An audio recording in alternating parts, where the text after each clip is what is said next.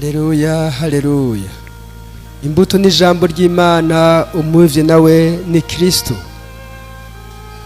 Umwemera wese azoramba myaka yose. Haleluya. Namanutse ngo mbadugane.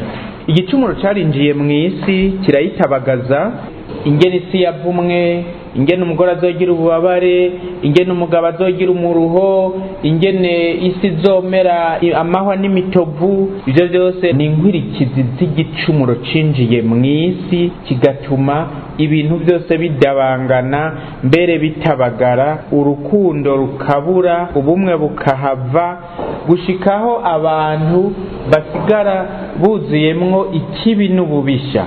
Musomye ikigabane ca gatandatu c'igitabo c'amamuko bavuga ngo umukama yaraje asanga ku isi umuntu asigaye yiyumvira ibitaroranye kuva izuba riserutse gushika izuba rirenge.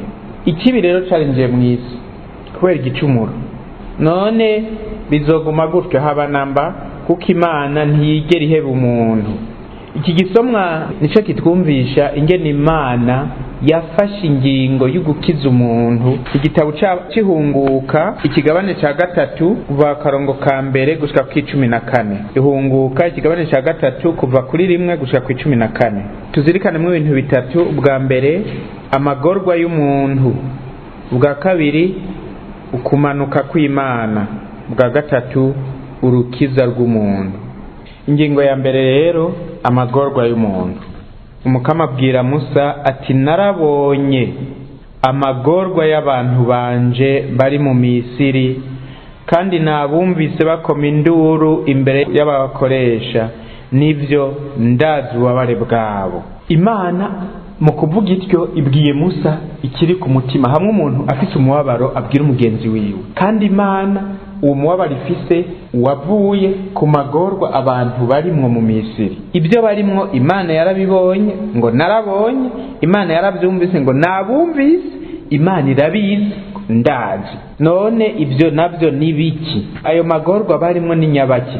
Muyamenya neza musomye igitabo c'ihunguka kuva ku kigabane ca mbere gushika no ku ca kabiri, niho ayo magorwa yanditsemo. Abasoma Bibiliya muri mwebwe barabizi, abatabizi mwomenya ko abanya-Israeli bamanutse mu Misiri basuhutse bagiye bahunga inzara, hanyuma baragwirirayo, hanyuma abanyamisiri babagira baja, bakakoresha ibikorwa vy'akavuna amasigo, ibikorwa vyo kubacumukuza no kubacuranguza. Kubera iki? Kugira ntibagwire. Musomye akarongo k'umunani mu kigabane ca mbere c'igitabo c'ihunguka handitse ngo muri irya minsi mu Misiri himye umwami atarazi Yozefu. Aho bakaba bahejeje kuvuga icatumye bayabaja. Ngo acavuga ngo abwira abanyamisiri ngo murabona ko igihugu c'abahebreyi kiguma kigwira, ngo dufate ingingo rero tubabuze kugwira, kuko ahandi ho hamwe abansi bodutera bohava bifatanya nabo bakatugwanya bagaca bava mu gihugu. Ibi rero ndiko ndababwira sico kimwe na bya bindi biri mu mvugo ncamugani. Ibi ntanguye kubabwira umumenye yuko ari ibyabaye, ni byabaye. Mbega icyatumye abahebreyi bacika baja mu Misiri n'igiki? Les historiens barabivuga neza, mugabo muri Bibiliya ntabyo bavuga neza, kuko muri Bibiliya ntiyigisha ibyabaye, itanga ubutumwa bw'Imana. Umukardinali umwe niwe yigeze kuvuga ngo la Bible ne nous raconte pas comment va le ciel, il nous dit comment on va au ciel.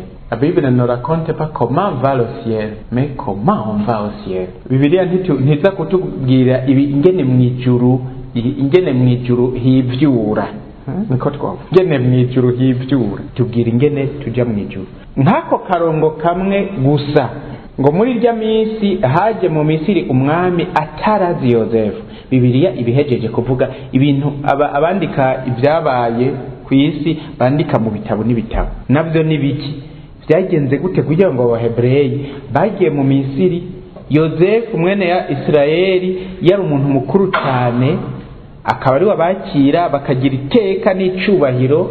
Byagenze gute kugira ngo baba baja? L'histoire raconte mu mwaka w'igihumbi n'amajana indwi na mirongo itanu imbere yuko Yezu Kristo aza ku isi, niho Yakobo n'abahungu biwe n'abagore babo n'abuzukuru bamanuka mu Misiri. Ico gihe Misiri ntiyatwagwa n'abanyamisiri, Misiri yatwagwa n'abaganwa b'aba Hyksos, nk'uku Uburundi bwahora butwagwa n'abazungu b'Ababirigi. Murategera? Misiri ntiyatwagwa n'abanyamisiri kama, yatwagwa n'abaganwa bitwa le Hyksos, bakomoka ku gishitsi kimwe n'Abahebureyi, kuko bose bakomoka ku gishitsi ca Sem muhungu wa Noe. Abo ba Hyksos bari binjiye mu Misiri buhoro par infiltration, baratinda baragwira, hanyuma baragwanya abanyamisiri kama, barabatembagaza, barakura ku ngoma, baca bariganzira igihugu, barakiganza aho hari mu kinjana ca 18 imbere y'uko Yezu Kristo aza ku isi.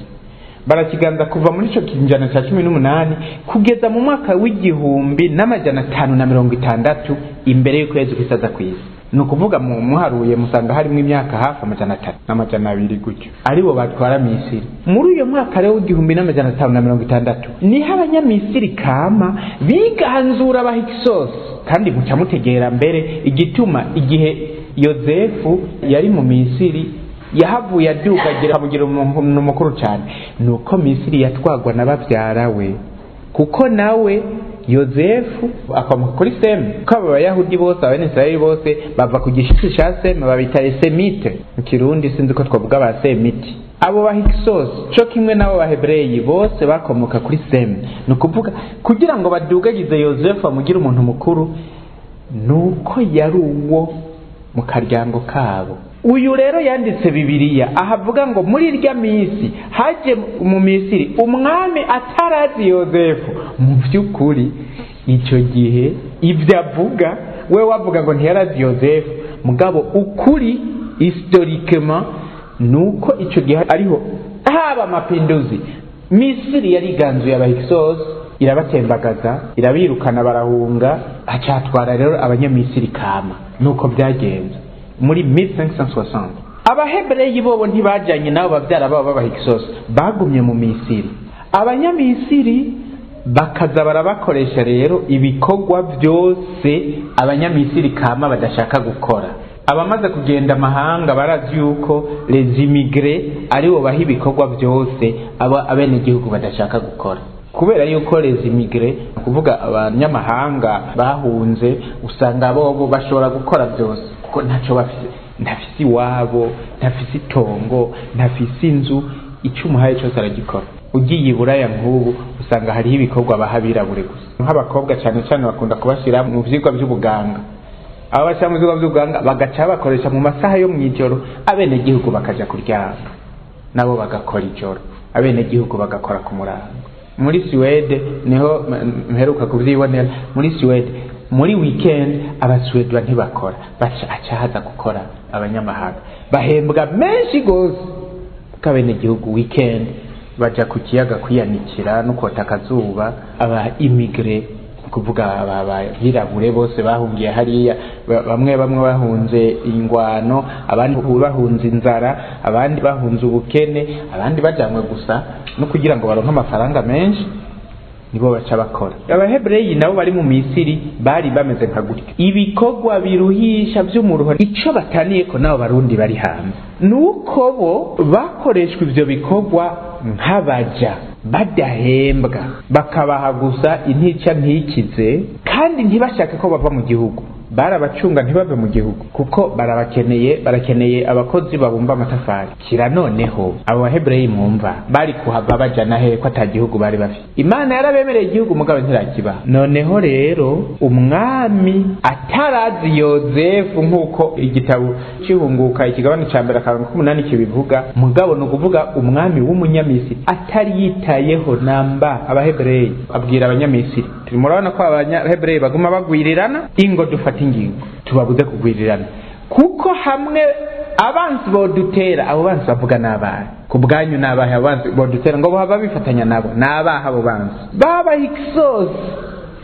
Ati burya burya baba exose hamwe bogaruka aba babyara babo boca babafasha bakadutera bakatugwanya bakadutsinda aba exose bagasubira kwiganira igihugu cyacu. Ingo rero dufate ingingo zibereye tubabuze kugwira mu kubakoresha ibikorwa biruhije kugira ngo baruhe bahwere batahe abagabo bakitse intere batiyumvira ibyo kubyara bashika bahenuka gusa atakindi biyumvira, ariko nguko babakoresha niko barushizaho kugwira. Ubwa mbere Farawoni abona ntacyo bimaze kubakoresha akavuna amafiga ahubwo umenga babatumye kubyara, bati ubu rero naho acahamagara abagore bashinzwe kubyara ahagati, ubu rero ngira icyeko ndabahaye, umugore w'umuhebreyi wese azobyara umwana muzoca muraba igitsina ciwe akiri karabyara, mubonye ari umuhungu muce muryoza izosi, muce muvuga ko yabyaye icyapfuye, mbwa ari umukobwa mumureke akure. Murabyumvise?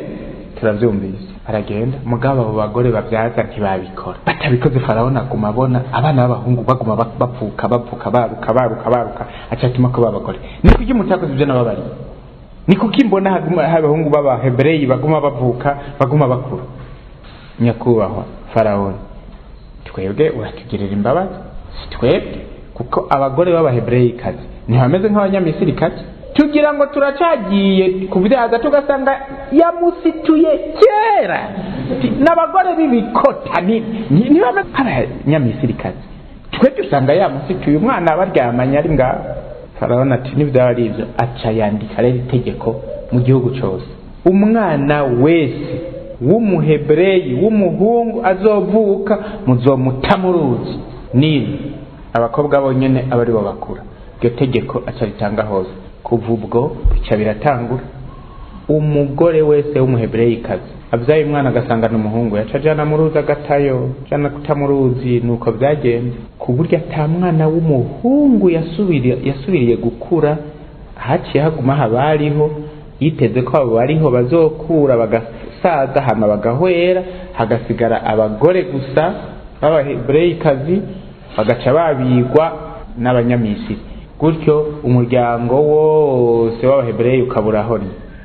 Itegeko rero murumva Abahebreyi amagorwa barimwo nayo n'amagorwa y'ukwamba n'amagorwa y'uguturubikwa n'amagorwa y'uguhonywa n'itegeko ry'ihonyabwoko, niyo magorwa. Aho rero wongere ko ingene bakubitwa bariko barakora kubera ko bakorera ubusa, n'uwaruhuka agize ngo araruhuka gusa yaza yumva mu myoyo y'ikimoko gacapuza induru yo aya maboroga Imana ivuga yumva nayo yaguma duga ibukama.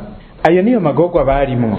Ca mwiyumvira nk'iryo tegeko rya Farawoni ryonyene ingene ryatuma Abahebreyi mu makambi barimwo bamana agahinda, kuko nta mugore n'umwe yibungenga ngo agira akanyamuneza. Ntiyashaka kugira akanyamuneza kuko ntawe ecography yari bwazi, ngari yatewe umwana nibungenze kumbure nawa nibungengeye uruzi. Kwibungenga amezi 9 witeze kujana mu ruzi, nta numwe yanezererwa nuko yibungenga. Wese yasaba Imana ese Imana yo mpanga asanga ari umukobwa, ku buryo umugore abyaye nta numwe yaraba umwana, batangurana kuraba igitsina cy'umwana basanze ari umukobwa, nta n'impundu batera, bari ruhutsa gusa turarokoze. Ari umuhungu nawe nararuhiye ubusa, nararuhiye uruzi, induru. Nukuvuga aho wumvise akaruru hose haba havutse umuhungu. Uko niko bari babaye, nta kanyamuneza rero bari bafise kubera ko hama induru iwabo. Ugiye guta umwana mu ruzi agahura n'abandi baje barareba bahejeje kumutayo. Ngayo amagorwa Abahebreyi barimo. Ayo magorwa rero ni Imana yabonye, niyibwiye Musa ngo narabonye amagorwa y'abantu banje bari mu Misiri, nabumvise bakoma induru imbere y'aba bakoresha, nibyo ndazi ububabare bwabo. Imana ivuze ngo ndazi ntimugire ngo nukumenyesha ubwenge, la connaissance muri Bible no kuvuga kwiyumvamo. Imana ivuga ndiyumvamwo ububabare bwabo. Nuko Imana rero y'Isirayeli imeze, nuko Imana yacu imeze, irabona, irumva, irazi, iramenya ibishikiye umuntu byose. Kandi ibi rero byashikiye bene Isirayeli. ni ikimenyetso cy'ibintu byose umuntu ashobora kubamwo, cy'amagorwa yose umuntu ashobora kubamwo, amahano yose umuntu ashobora kubamwo, bivuye ku gicumuro, bivuye kuko yankwa, bivuye kuko atotezwa, bivuye ku bubisha bw'abantu. Iyo umuntu ababara naho Imana ibabarana nawe. Nivyo ndazi ububabare bwawe. Imana ivuze nk'iryo jambo ngo nivyo ndazi ububabare bwawe. Imana ivuga ikiri ku mutima, ndiyumvamwo ububabare bwawe. Muribuka igihe Sawuli ariko aratoteza abakristo ko Yesu yamukubise hasi ati Sawuli, Sawuli, mbe Sawuli umpamiriki. Sawuli ati urindega Mukama, ati ni jewe Yesu w'i Nazareti uri kurahama. Ni ukuvuga muri abo bantu uri kurica ni jewe uri kurica, muri abo bantu uboha ni jewe uri kuraboha. Imana yarifatanije n'umuntu ku buryo ibishikiye umuntu biba biyishikiye, amagorwa y'umuntu irayiyumvamwo. Kandi rero ntiheza ngo Imana ije ngaho yitune butondere ngo none ga yemwe ngo nta kundi. Abandi bantu nuko bagira, uraza ukabamubwira amagorwa yose, isi yarabunzwe nta kundi, none turi bugire gute? Reka twitune butondere. Imana yose uko. Nico gituma umuntu ari magorwa akiyumvira ngo Imana yaramuhevye, Imana birayishavuza gose, kuko Imana na rimwe mu magorwa umuntu harimwo Imana ireka gukora. Imana irakora, gusa abantu hari igihe batabona igiciro kirakora, ariko Imana iguma ikora kugira ngo ikure abantu bayo mu Misiri. Naho abo bantu ari bo baba bijanyeyo, Imana ishaka kubakurayo. Mu gitabo ca Isaya ikigabane ca 40 niho Imana yatumye ija kubwira bene Israeli ngo ni kuki uvuga gutya ga Yakobo we, Israeli we, ni kuki wemeza ayo majambo ngo inzira yanje irahishijwe Imana, ngo kandi Imana ntibaba ibyanje? Ni kuki uvuga ayo majambo? Mu kigabane ca 49 nahago mbere ngo warabonye aho umuvyeyi yibagira umwana ufite ku bibero ntiyitwaririke uwo yibarutse. Imana iki ndagarutse. Naho byoshika umugore akavyibagira, jewe Mukama Imana yawe sinzokwigera nkwibagira. Ehera izina ryawe naryanditse mu kiganza canje. Je grave kwandika ntibikwiye byonyene. Grave ni nkuko wozana ibuye ukandika mu izina ntirifudika. Ufashe apana kwandikisha ikaramu, gatobora ibuye ukandika mu izina. Eraba je grave izina ryawe naricafye mu kiganza canje, kandi impome zawe zama imbere y'inyonga zanje. Terampaso constamment devant mes yeux. Ni kuki uvuga gutya ga Yakobo we, Israeli, ni kuki wemeza aya majambo ngo inzira yanje irahishijwe Imana, ngo Mukama ntiyitwaritse ibyanje? Nta na rimwe Imana ishobora kwibagira amagorwa umuntu arimwo cyangwa ngo yirabire hirya. Imana irabona, irumva. Narabonye amagorwa y'abantu banje bari mu Misiri, nabumvise bakoma induru imbere y'abakoresha, nivyo ndazi ububabare bwawe. Ibyo ushobora kubamo rero byose Imana irabizi. Niyo uboroze honyene uri mu cyumba uri wenyine ngo yo musongura, Imana ako kaboroga Imana irakumva. Nabumvise bakoma induru. Abantu ntibakunda kwemera ko Imana ibumva. Eka mbere hari abiyumvira ko ibumva iyo bayihamagaye gusa, nabo nyene basemereye gose. Mbere niwashaka hari abiyumvira ko kugira Imana yumva ari gusemerera gose, bakamoka ariho yumva. Abene Israeli Imana yagiye arabumvisha ko ari Imana ibari hafi ibumva, ku buryo rimwe yatuma abahanuzi kubabwira ibintu bagahora bavuga bagatangara. Umunsi umwe Imana yatumye Malakiya kubwira abene Israeli ngo amajambo muvuga aransesereza. Wa majambo tuvuga naya, nimwiga muravuga ngo gukorera Mukama no kutamukorera nico kimwe, ngo mbona n'abamuhigisha ngo bibereye hataco binone, bemereza arrogant sentir, baratangara. Hamwe twavyivuganira rero burya Imana yaravyumva. Ituma Ezekiel kubabwira ngo mwirirwa muravuga ngo Mukama agira ibitumvikana. Nukuvuga bararaba ingene umuntu w'umubisha asabye ikigongo Imana ikimugira ikigongo kamuhezagira, umuntu w'intungane nawe akaba umubisha akagesera ngo basha ngabo vrema Imana Mukama agira ibitumvikana, bakagira ngo bariko baravyivuganira bonyene, bakaza bumuhanuza kubabwira ngo mwirirwa muravuga ngo Mukama agira ibitumvikana, ngo mbega ni jewe mfise inzira zigoramye ubwo si mwebwe none umubisha ahevye gucumura akihana akaba intungane ntakwiye gupfa azoba intungane nayo ihevye gukora ubutungane ikaba umubisha so ivyo bintu birumvikana mugabo bobo bagumabwa nk'umukama agiye bitumvikana baza bumva umukama tumumuhanuzi ko bibabwiye gushika n'umunsi Ezekieli aza kubabwira ngo ngiri yazwe n'umukama baratega amatwi sinze nsubire kumva muciye umugani muri Israeli umugani uyu ngo mwirirwa muravuga ngo abavyeyi bacu bariye imizabibu y'ibiturumbwe none amenyo yacu niyo yaboze nos pères ont mangé des raisins verts et c'est nous les enfants qui avons les dents agasa sinze nsubire kumva uwo mugani muca muri baratangaye n'akagane twiciriye nako nyene Imana yarakumva nta kintu na kimwe Imana kiyisoba byose irumva nta na kimwe nico gituma amajambo yose abantu bavugana habibaza ko Imana bayisiga mu isengero bahejeje gusenga bakayikebana nakagaruka Yezu turike bantu mugabo Imana umuntu baragumana byose irumva iri jambo rero ngo narabonye numvise ndazi mumenye ko Imana yashatse gutanga akaranga kayo ko atana kimwe gishikira umuntu itabona itumva itamenya ngayo rero amagorwa ya bene Israeli ayo magorwa amenyesha amagorwa umuntu wari wose ashobora kubamwo y'ubwoko bwose kandi Imana irayamenya irayabona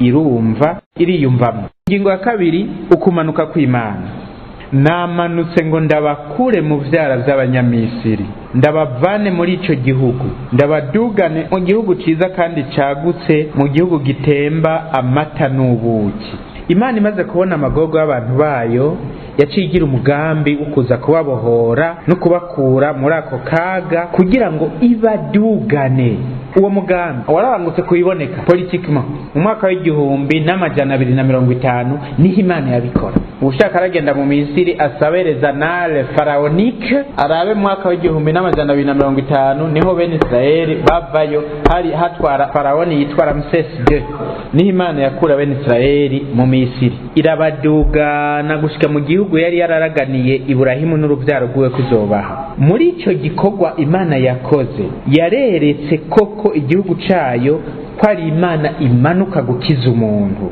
yaramanutse koko mu Misiri kugira ngo igendane n'abantu bayo ibakure mu buja ibajane aho yabageneye yo nyene mwasoma mu gitabo cy'ihunguka ikigabane ca 4 ica 5 ica 6 icindwi icumunani icicenda icicumi n'icicumi gushika ku kigabane c'12 bavugamwo ibintu Imana yagiye irakora kugira ngo igondoze Faraoni yemere ko bene Israeli baduga gushika mu gihugu c'isezerano bakava muri ubwo buce Faraoni yarinze kugondozwa ahandi ho ntiyari kurekura iyo main d'œuvre gratuite abo bakozi kora ataco bahembwa bave muri ico gihugu ngo inkingi y'igicu niyo yabaje imbere ku murango kikaba igicu kibakingira izuba mu ijoro kigacika umuyaga nkuba kikabamurikira ku buryo bobo bibera ahantu bafite electricité divine kandi ntibariha na Regidezo ntaco bavugana ariko ivyo byose byari ikimenyetso n'integuro itumenyesha ukumanuka kw'Imana kurengeye uko kumanuka mu gihugu ca Misiri ukumanuka kw'Imana ije gukura umuntu mu buja bwa Shetani bubi gusumba ubuja bwa Faraoni ukumanuka kw'Imana gukura umuntu mu gicumuro no mu rupfu iyo Mana nayo yamanutse muri Yezu Kristu Imana muntu Emmanuel Imana kumwe natwe muri Yezu Kristu Imana yaramanutse koko kugira ngo ibohore umuntu idugana umuntu mu gihugu gitemba amata n'ubuki no kuvuga iruhande y'Imana ariko ibyo ntibyashoboka Imana itamanutse iri jambo mvuze ko Imana yamanutse mu byumve neza si jambo risanzwe kuko mu by'Imana amajambo dukoresha mu mvugo isanzwe nta amajambo asanzwe n'amajambo akomeye kuko Imana ivuze ngo namanutse nimwiyumvire ngo nukumanuka nko kuwova hariya ibuhonga umanutse ahi Bujumbura iri jambo kumanuka ni byiza ko mutegera iyo riva niyo rishika. Wewe uba mu nzu irimo amatara n'amazi, wowe uba mu nzu irimo amatara n'amazi n'ibyangombwa byose biri mu nzu, ukahava ukagenda kuba ahantu hitwa ku Rusarenda. Ku Rusarenda abatahazi ni ahantu mu kibira, ukajya kubana n'umutwa afise y'akazu k'ibyatsi. Mwijoro inyenyeri uraziharura, imvura iguye utifutse urukaratasi urabora, kandi aho nyene uryamye ku kirago wipfutse ikirago n'imbaragasa zirakudigadiga. Aho nyene uryama niho hari salo, hakaba n'icyumba cyo kuryamamwo. Yego, mu guteka uteka mu rujo, mu kurya ukarira mu rujo. Aho nyene ukabana n'uyo mutwa atakindi kikuzanye atari kugira ngo umusirimure. Aho ni wowe wamanutse. Uvuze uti namanutse, wowe uvuze ukuri. Wowe wibera mu nzu irimo amatara n'amazi n'isima n'igitanda cyiza cya Rosol kiriko ni matera ya Dodoma, ukipfuka ndi mu binyana, ukarya akushaka ku munsi ku meza, ukajya kubana n'uyo mutwa wo ku Rusarenda. Uvuze ngo namanutse, wowe uvugishije ukuri waramanutse. Kubona rero iyo Yezu yavuye akaza akavukira i Betelehemu aho inka zirira. Ubwa mbere bwobwo yari umuntu abamarayika bose bazamo barapfukamira, yikwije ubunahazwa, yigira umuntu, kandi umuntu w'akayoya. Avukira aho inka zirira, zikorera n'ivyangombwa byose inka zisanzwe zikora. Avukira ngaho, akurira i Nazareti. Natanayeli avuga ngo nta cyiza cohava. Akura ari nk'umuntu akora ibikorwa by'umuruho, kwikorera ibiti byo kubaza. Amaze gutangura kwigisha naho akamara agenda, nta n'ikinga yari afise, nta n'ipikipiki y'ibiti. Izuba ryatse ryaramuturira, imvura iguye yaramunyagira, inzara, inyota, uburuhe. Uyo muntu ntiyamanutse. Iri jambo ngo namanutse ni iby'ukuri. Kandi aho rero yazanywe n'iki? Yazanywe no gukura umuntu mu buja no kumudugana, kugira ngo amubohore kandi amudugane. Nico cyamuzanye. Igihe nawe wabigirira umutwe wo ku Rusarenda atakindi kikujanye atari ukumusirimura ngo umugire umuntu, woba wamanutse. Yesu yamanukanwe n'ico kugira ngo tuba bidegemvye, turonke iteka ry'ubuntu kandi twidegemvye, kugira ngo umuntu ave mu gicumuro yarimwo, ave mu buja yarimwo. Byari ngombwa ko Imana imanuka, ikamanuka ikigira umuntu, ikaba mu bukene, ikaba mu ntege nke bw'i Betelehemu. Byabaye ngombwa ko Imana imanuka nayo ikankwa. Murazi ko Yezu yanswe gushika hahigwa ngo yicwe akiri umwana. Yahizwe n'uwitwa nde? Herodi. Yaramuhize ngo amwice akiri umwana. Yaramanutse rero mu gwanko. Yezu ntiyamanutse gusa mu bukene no mu ntege nke i Betelehemu, yaramanutse no mu gwanko no mu guhigwa buhongo, atana kimwe yakoze kugira ngo abohore umuntu. Yaramanutse mu muruho no mu bikorwa bya misi yose bituma umuntu aruha agatama akabira kuya. Yarabimanutsemwo. Uwo wese arimo akora akazi canke ibikorwa biruhisha by'umuruho niki, amenye ko Yezu yabimanutsemwo kugira ngo uyo muntu abohoka agatima kubuja kandi akiruruke. Byabaye ngombwa ko Imana imanuka mu buruhe bwo kwigisha misi yose. Kandi aho nyene Yezu yigisha, we yabwira ishengero riva ngaha na hariya ku isoko. Kandi aho nyene ntihari bwaza sonorization. Abahinga batora sonorization bari baracerewe. Akabwizwa kuvuga, ngira ngo hagera ku mugoroba yasaraye kubera kubwira abantu isinzi sans sonorisation. Mugabo agasemerera. Hari gihe batubwira ko yasemereye ngo umunsi umwe mu gisengero Yezu arasemerera ngo uwunyotewe nanyegere, ngo arasemerera kugira ngo bamwumve. Tegeza gusemerera nta sonorisation. Imana byabaye ngombwa kwimanuka. Si ibyo gusa, Yezu yaramanutse mu ububabare bwose umuntu ashobora kumanukamo. Gukubitwa bwa nzoka, kwambika urugori rw'amahwa, yarabimanutsemwo. Aramanuka no mu kuzimu, arapfa, barahamba, aramanuka mu bapfuye kugira ngo abohore umuntu kandi amudugane. Iri jambo ngo namanutse, Imana yariranguye ku buryo bwuzuye muri Yezu Kristo. Nico gituma mubona Yezu Kristo no munsi nk'uko bavuga ngo sinaje gukura inyigisho z'abahanuzi, naje nyabuna kuzishitsa, kuko ijuru n'isi bikiriho nta n'akadome nta n'akarongo kazovamwo, byose bitaranguwe nande nawe nyene, bitaranguwe nande nawe we na jewe. Yesu yarabiranguye byose. Iri jambo ngo namanutse yararikoze, yaramanutse gushika ni kuzimu kubera umuntu, kugira ngo yerekane ko Imana yakunze umuntu ikamukurikirana gushika no mu kuzimu. Uyu munsi Imana irabandanya kumanuka mu Karistiya kugira ngo umuntu akiri igicumuro yongera aronka ubuzima. Nico gituma imbere yo kwakira Yesu tuvuga ngo Mukama ntibinkwiye ko uza mu mutima wanje, kakuvuga ijambo na rimwe umutima wanje ucukira. Aca aramanuka, kandi nta kindi kimanukana iwawe atari kugukiza no kugukirurutsa kugira ngo akudugane. Imana rero iramanuka n'uyu munsi, irabandanya kumanuka, yafashe ingingo y'ukumanuka, iramanuka no mu mutima wanje, iramanuka no mu ndwara zanje, iramanuka no mu ntege nke zanje, iramanuka kugira ngo imbohore kandi nkirurutse. Uku kudugana naho icya mbere ni ugutegera ko ari iteka Imana itera umuntu. Ni iby'ukuri wewe wa muntu we uvuye muri iyo nzu y'amatara n'amazi ukagenda kubana n'uwo mutwe wo ku rusarenda, ukubana nawe byonyine biba bimudugije, sibyo? Kubana nawe honyine biba bimudugije, ariko kuko umuntu mukuru aje iwawe abamanutse nawe akaba akudugije. Akuduza gute? Mu kuguha iteka, mu kugusangiza ku iteka ryiwe. Yesu rero mu kumanuka iwacu mu bantu, ukuza kubana natwe byonyine byarahaye iteka umuntu. Kuva jambo w'Imana yigize umuntu akabana natwe, umuntu yaciye aronka iteka atarafye, kuko Imana n'umuntu bacitse umwe.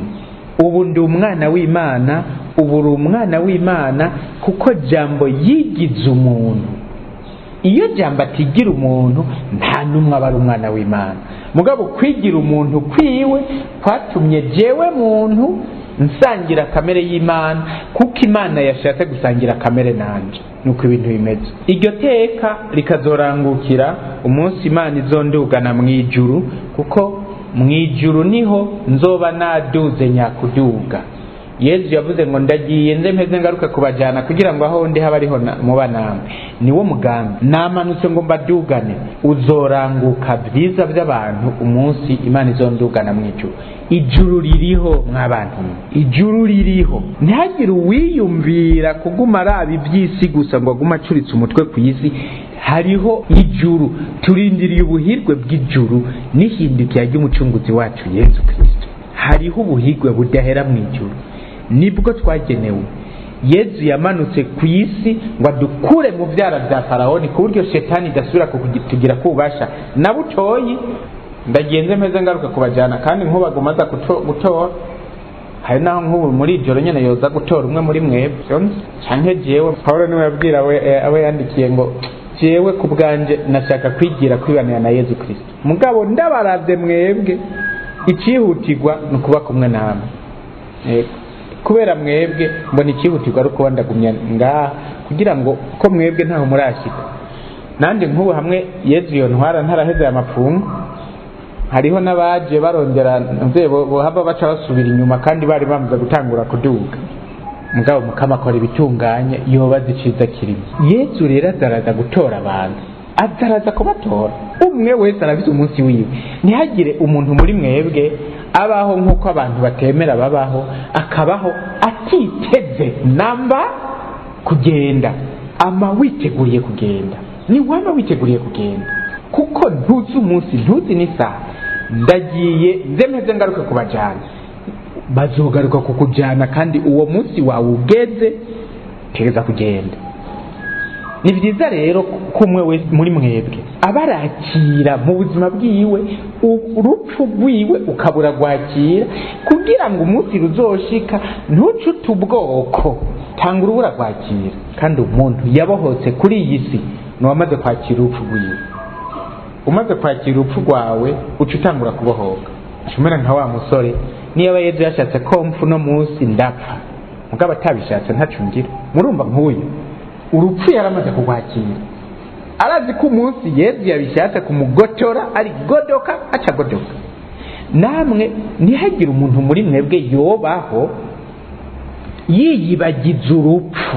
Reka kwiyibagiza urupfu kuko nugwi wawe, jewe ndafise ugwi wanje, nawe urupfu rwawe ntuzorusimba. Niwagwibagiza upfume basuzuraremba kakaririmbo abarundi bazaremba, twese tuzopfa ntawe uzorusimba, tuzopfa hapfa abantu bose, hapfa beza n'ababi, ibiremwa byose bizopfa. Soko z'amasunzu utegura uhanika, yamara wibuke kuzopfa.